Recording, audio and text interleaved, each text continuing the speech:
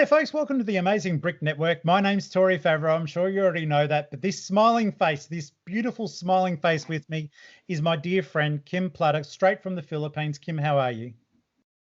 I'm good, Tori. Hi, everyone. Nice. Now, Kim, I have been a fan of now, folks, the reason why Kim is here to talk us through the process of designing MOCs. If you haven't seen his builds on the Facebook group, the Amazing Brick Network Facebook groups, you've got the Amazing Lego Modular Buildings, Amazing Lego Vehicles. Kim contributes to all of these and more. So he's a very valued member of my community, and I am extremely grateful. The things he does put up make people wonder what they can do with existing Lego sets, and he's extremely talented when it does come to facilitating that. So this is the main reason why my homeboy is here today. I am so super excited to have you. As I've told you in the past, Kim, you're very talented, and you've just got to soak that up and not be uncomfortable with the compliments, okay? Thank you very much. Now, the thing that came to me first when your builds really came to me was Kim made the most incredible MOC. And now he took the Harry Potter Privet drive set. Now that's a set. I will put a photo up here. As I say on every show, folks, I'm not putting up photos as we're recording. I put them up afterward, but Kim and I are both familiar with what he built, so that's fine too. So we took the Privet drive set, which I did like, and I was always considering buying it, Kim, but Kim then posted on Facebook a modular version of that building. How did you even think of that? It looks phenomenal. Talk us through the process. Well, yeah. First off, I was watching a video from a YouTuber, and he did something similar, but I felt that I could do more. Yep. So I bought up two sets of the modular Privet drive, and I started tinkering with it.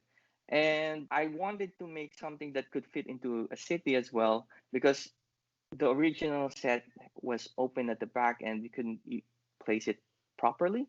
So I went up and did it first in the actual build, and then I moved it and transferred it into the software. Yeah. So transferring it into software. Yes. The studio software. Usually, designers would have LDD or Studio, but I use mostly Studio as the studio software.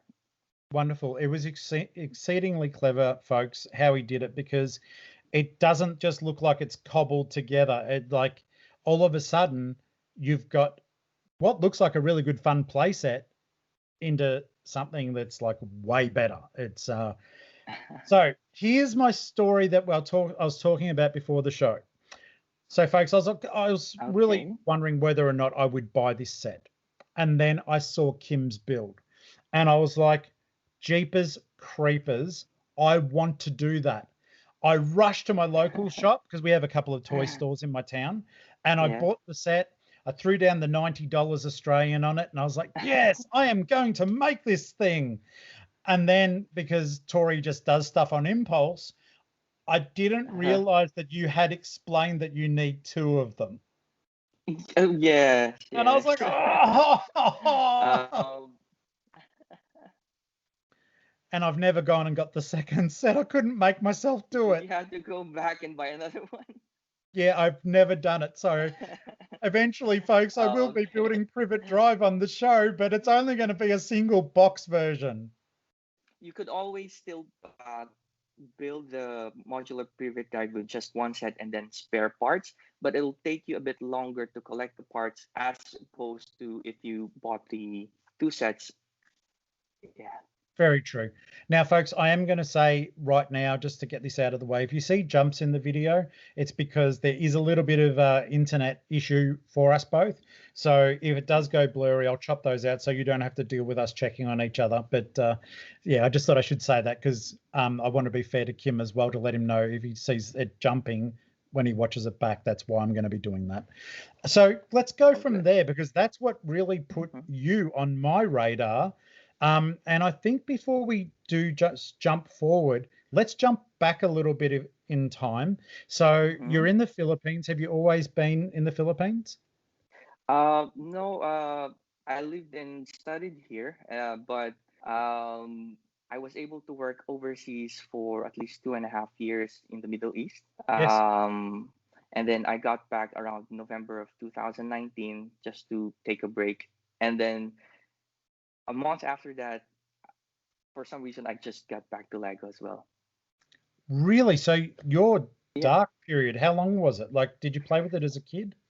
I played with it when I was about 5 or 6, and then I bought a set or two when I was 12, and then after that, it stopped all the way until 2019 or 2020 when I restarted with the Lego. Okay. Yeah. Well, I tell you what, you've come forward in leaps and bounds because the things you build, absolutely, they astound me, and I know they bring a lot of pleasure to everyone who sees the pictures. So Thank you. let's let's take the next step then, Kim, and like, what was your next big project after that? Now, just so as you folks know, this is certainly not an ad Mm-hmm. for Kim, but like, he's good enough to be on the show, so I do want to promote this part of it too. Kim does resell instructions if you do like what you're seeing here, but to make it clear, Kim is here as my guest. He is not paying me. It's not an infomercial. I just thought I should make that very clear to everyone, Kim. But at the Of same course. time, you do make your instructions available for purchase on Rebrickable.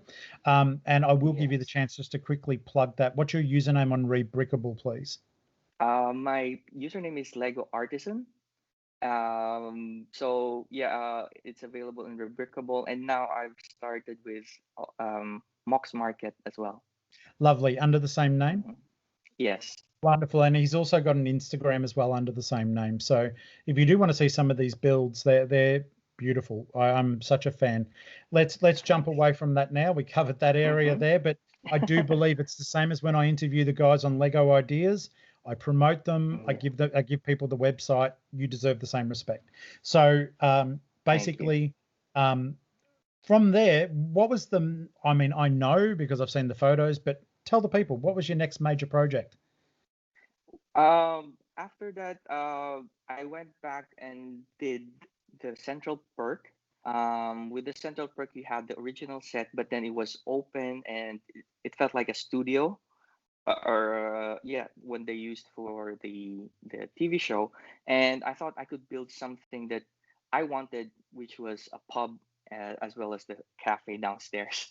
So at that time, it was already 2020 May or June. So we couldn't get out of the houses. I wanted to go to a pub. I couldn't go, so I made one. So And your pub's that's all. cooler than most pubs. So, winner. I Thank you. love that. I do love that build. Folks, so if you have seen the Central Perk set, it is from the TV show Friends. It was a Lego Ideas project. Mhm. Basically, I never bought it because forgive me, I couldn't stand the show, but I love your build. Thank you. And this thing, it is a true pub. If you ever want your little minifigures to go and have a brewski, they certainly Hmm. can. Doesn't matter what variety of brewski they may be after. But I do love this. So it's a fully featured, functional. Put it in the middle of a modular city. It won't look out of place. This thing is Hmm. gorgeous. And folks, I think one of the things that we've got to appreciate here, this is another discipline entirely. Like, we've been speaking to other creators and they've been building their things from scratch. And you would think to yourself, okay, well, this person, in this case, Kim, is working Hmm. with something that exists and maybe it's easier. It's not Hmm. easier. It's a totally different discipline. As I honestly say, I've been around Lego for 42 years. I believe myself to be a fairly decent judge of design, even though Hmm. I'm the first to admit I can't do it. I don't think like Oh. that, but I can critique. Um, because yeah, I've been around Hmm. Lego forever. I've been involved in lugs. So this discipline that Kim does is quite exceptional. You take a set that someone's made to be a fully enclosed finished set and Hmm. you reverse engineer it a little bit, and then Kim makes something that doesn't exist around it to change it but still retain some of the characteristics. It's art. It's another form of art that is utterly beautiful in its own right. And I do think if people, like, once they see some of these builds that I'm putting up on the screen now, they'll understand the amount of work. This isn't just something random where Kim throws 2 or 3 bricks in. He can sometimes be adding hundreds, if not 1,000 bricks to a build to make it into something entirely new, but to reimagine it that it may be more aesthetically pleasing. So the central perk, what was the process involved? Was that mainly a digital build? Initially for the first two, which was the Privet Drive and the Central Perk, they were actual builds first, and then I then did them to the studio software digitally. Only because so I was just building it in actual, and then when I got the idea to start doing the instructions, I went back and then put them digitally in the software. Was that sort of painful knowing that something that you've already made, putting it then back into digital? Because you've got to rebuild it. Yes, and in some cases I had to take it apart to see what I did with it internally so that I could put it in the software as well. So I had to take some of the parts away. Unlike if you start from scratch, you would be building upwards. I had to tore it down and then put it back up. So That would have it been wasn't good, but crazy. yeah. But no, I was a big fan of that. And being 100% just straightforward with you, if I know they wouldn't have built a set like that because it wouldn't have been financially possible.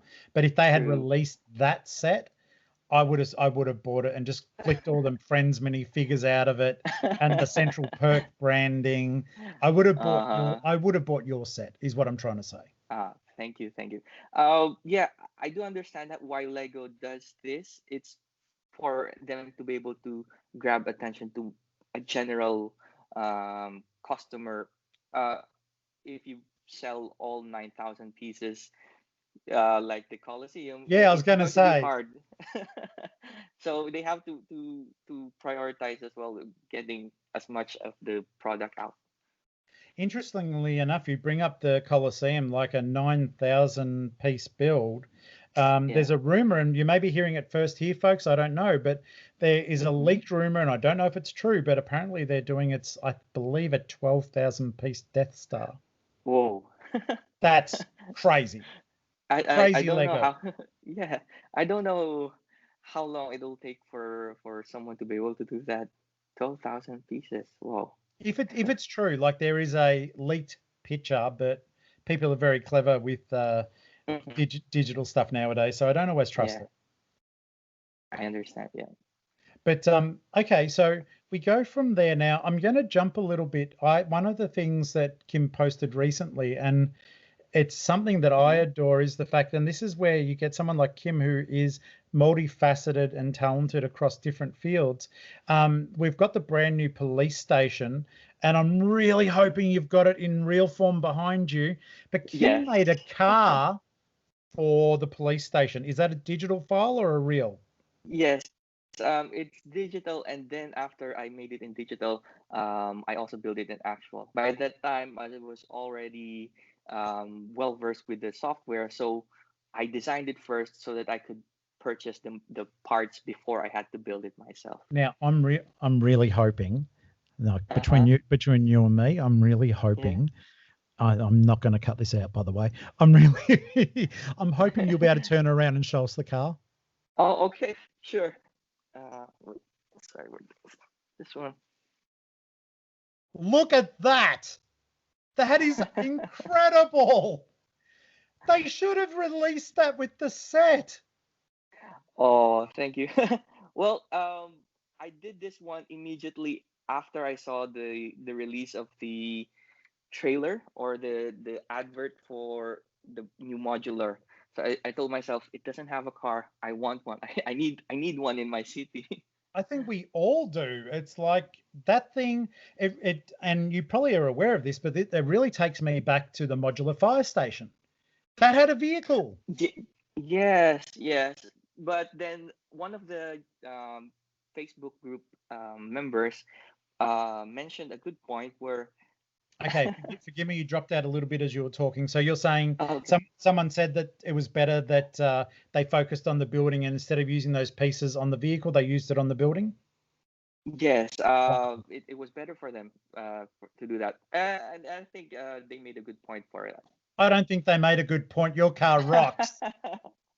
Well, it was an opportunity for me then to make something and then get send out the instructions. So it was good for me.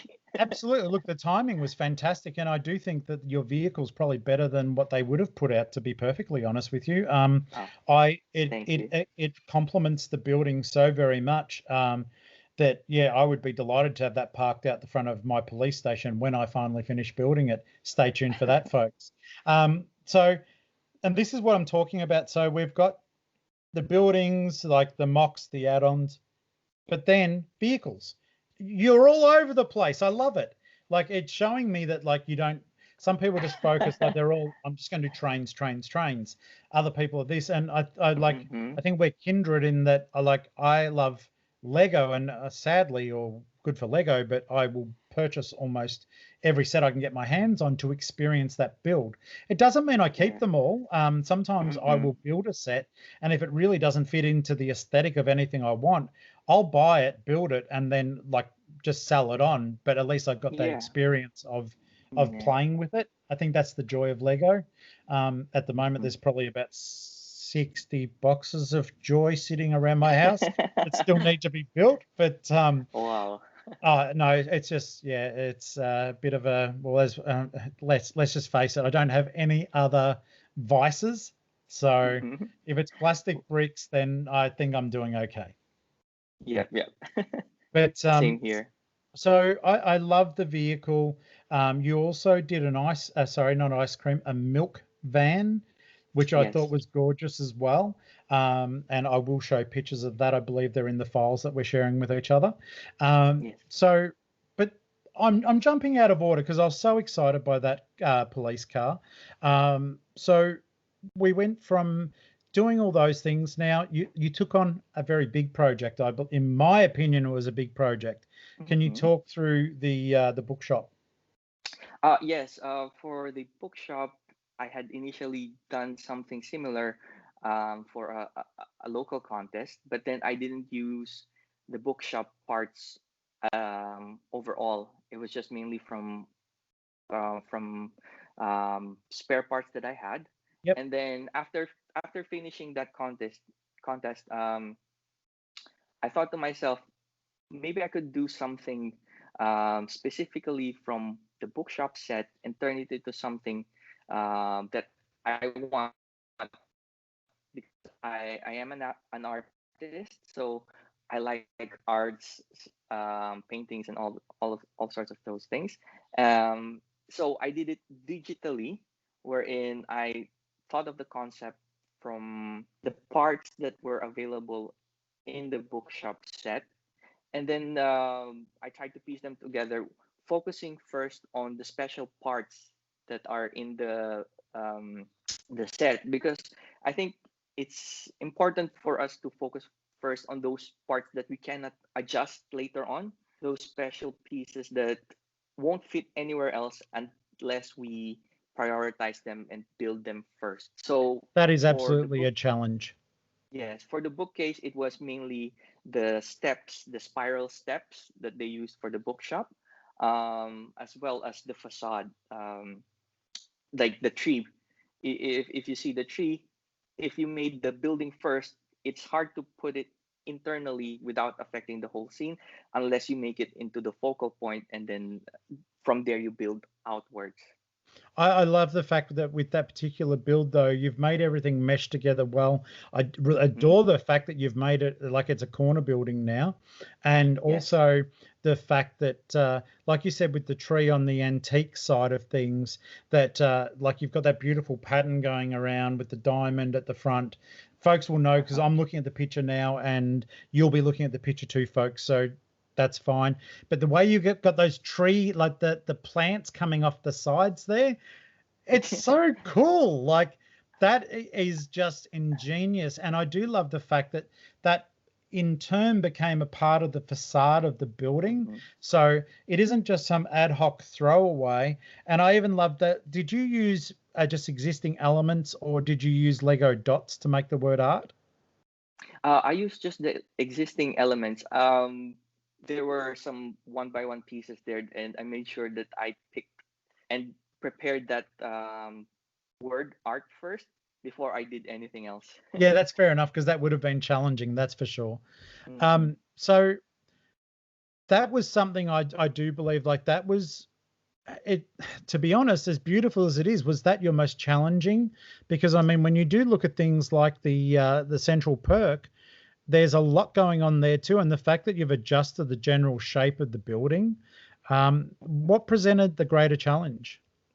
For me, it was still the bookshop. The central perk had its challenges because of the irregular shape, and especially trying to put out a roof or a balcony for this matter.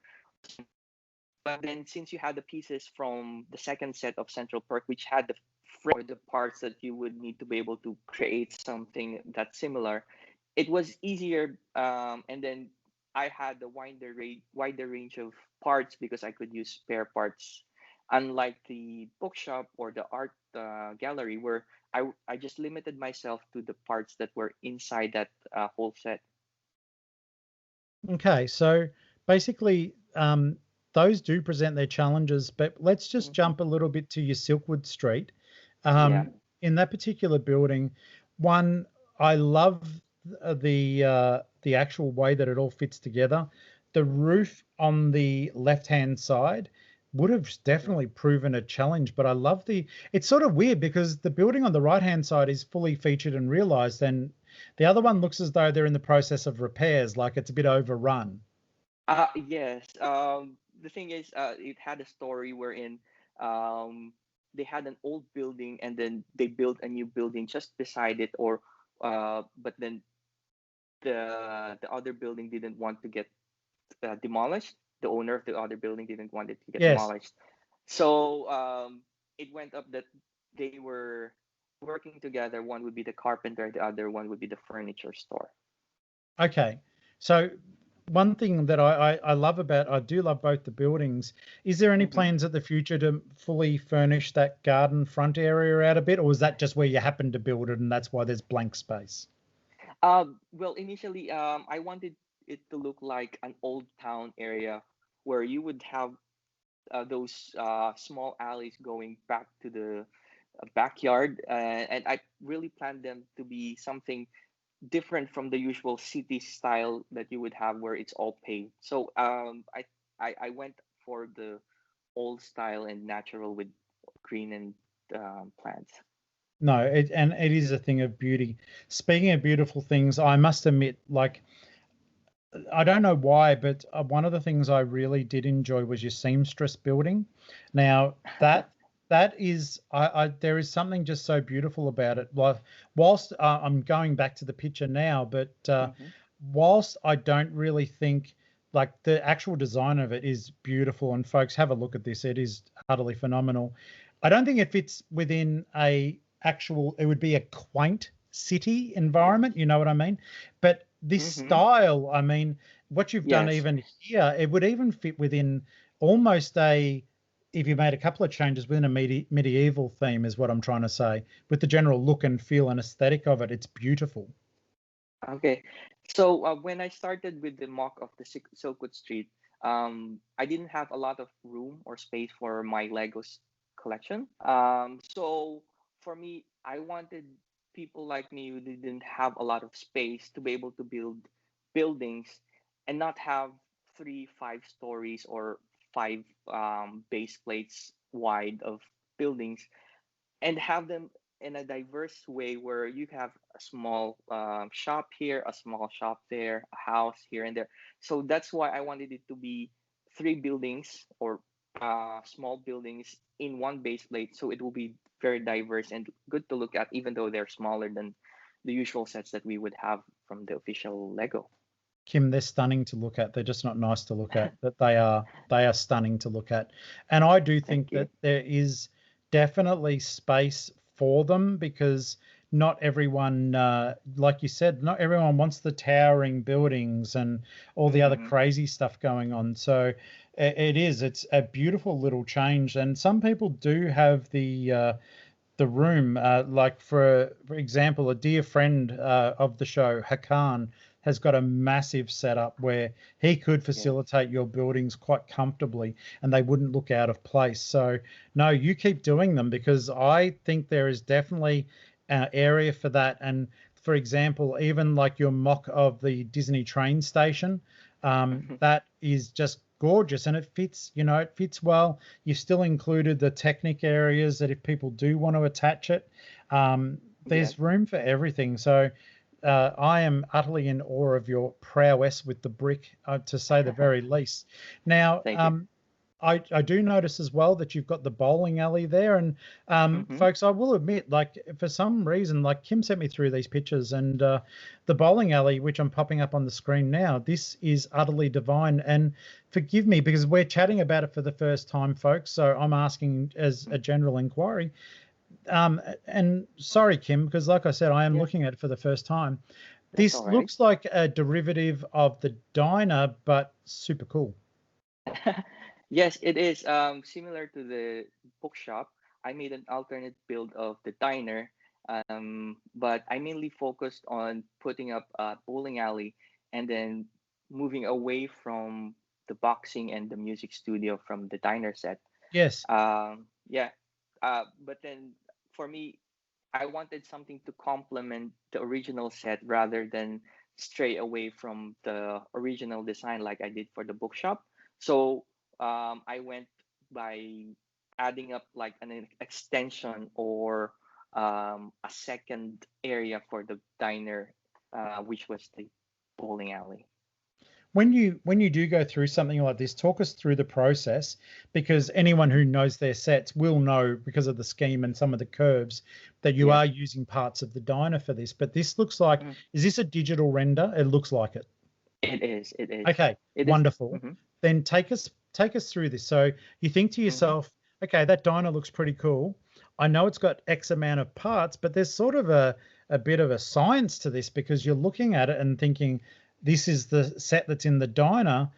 Do you Mhm. know, like, do you have to work out, okay, if someone wanted to make an alternate build of the diner, all of these parts are actually in that set? Like, does it work like that?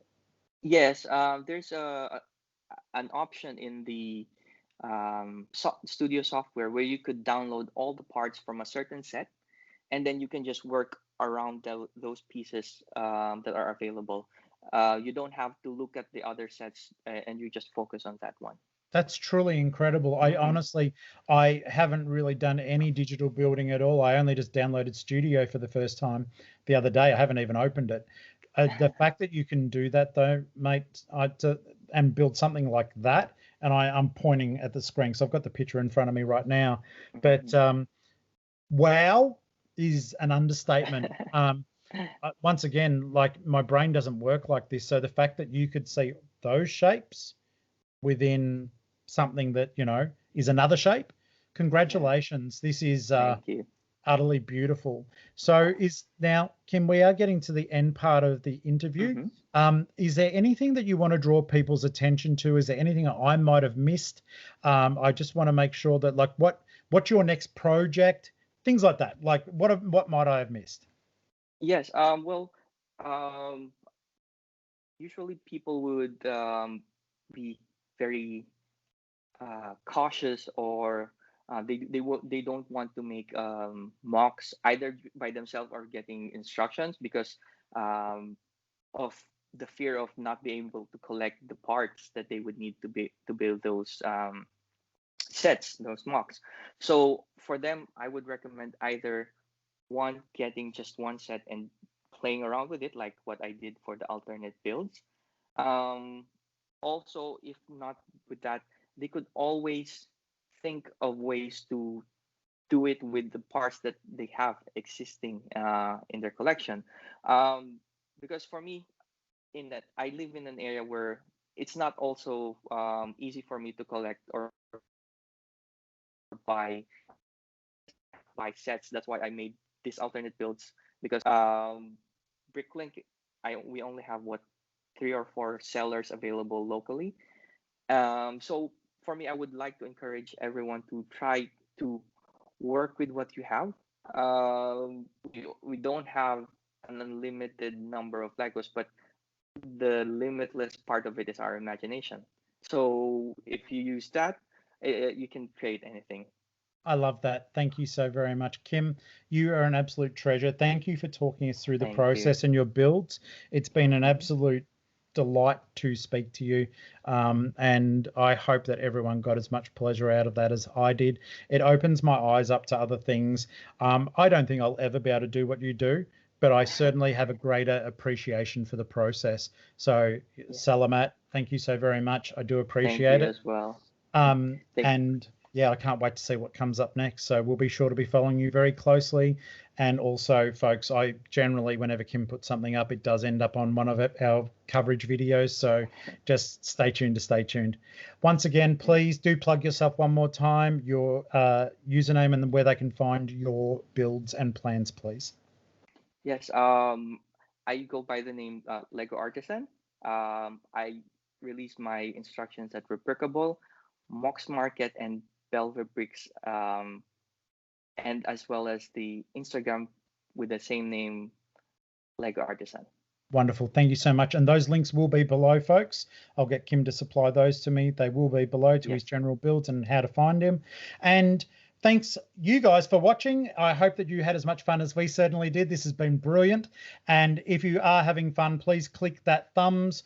Give us a subscribe if you haven't already. And I do know there are some of you out there that just watch and haven't subscribed. It is such a pleasure and a privilege to bring amazing people like Kim to you every week. So please do keep watching. We've got exciting things coming right up. But for now, happy building.